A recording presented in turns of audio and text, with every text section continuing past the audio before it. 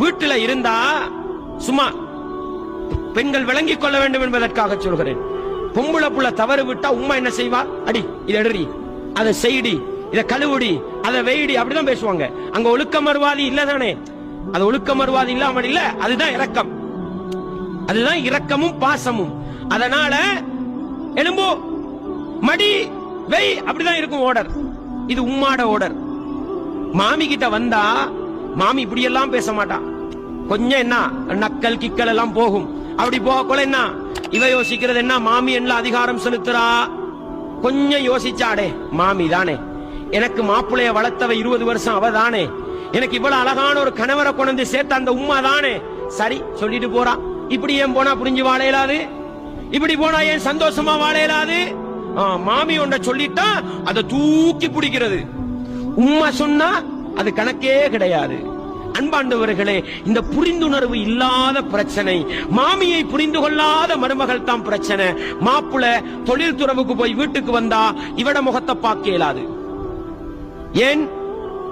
தூங்கி போய் தொங்கி போய் இருக்கும். இப்ப போய் கேட்பாரு, என்னமா பிரச்சனை? உங்களோட உம்மாவோட இயலாவா? இந்தா இவருக்கு பொஞ்சாதிர பேச்சு தலைக்கு பட்டுடும். இந்தா போய் உம்மாவோட சண்டை நடக்குதா இல்லையா?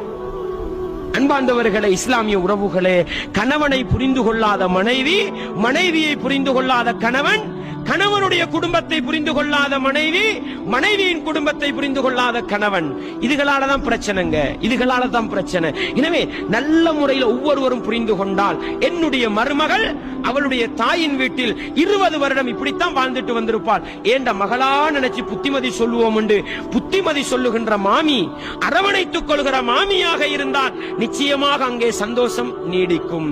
மாமி ஒரு புத்திமதி சொல்றாவா, மாமி ஒரு நல்ல விஷயத்தை சொல்லித்தாராவா, அத விரோதி சொல்ற மாதிரி பார்க்காம, ஏண்ட மாமி எனக்கு நல்ல ஒரு கணவனை வளர்த்து தந்த மாமி, நல்ல மாமி என்று அத புத்திமதியா பார்த்தா வாழ்க்கை சந்தோஷமா ஓடும். அதை அட்வைஸா பார்த்து, கட்டளையா பார்த்து, இவன் எனக்கு சொல்ல வாரா, இவன் எனக்கு ஆர்டர் போட வாரா, அப்படி பார்த்தா அங்கதான் முசீபத்து, அங்கதான் அடிபடி ஆரம்பிக்கும்.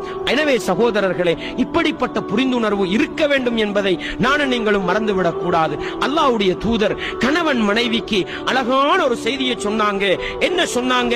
லா யஃப்ரகு முஃமினுன் முஃமினத்தன் இன் கரிஹ மின்ஹா குலுகன் ரதிய மின்ஹா ஆகர். ரசூலுல்லாஹ் சொன்னாங்க, ஒரு மூமினான ஆண், ஒரு மூமினான ஆண் தன்னுடைய மூமினான மனைவியை அவளிடத்தில் இருக்கின்ற ஒரு குறைக்காக வெறுத்து விட வேண்டாம்.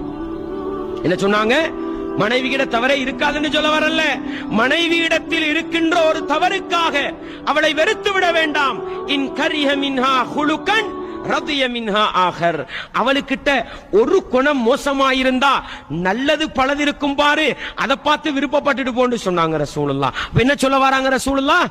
ஒரு தவறு விடுறாளா கணக்கெடுக்காதே, 10 நலவு இருக்கும், அதை பாருன்றாங்க.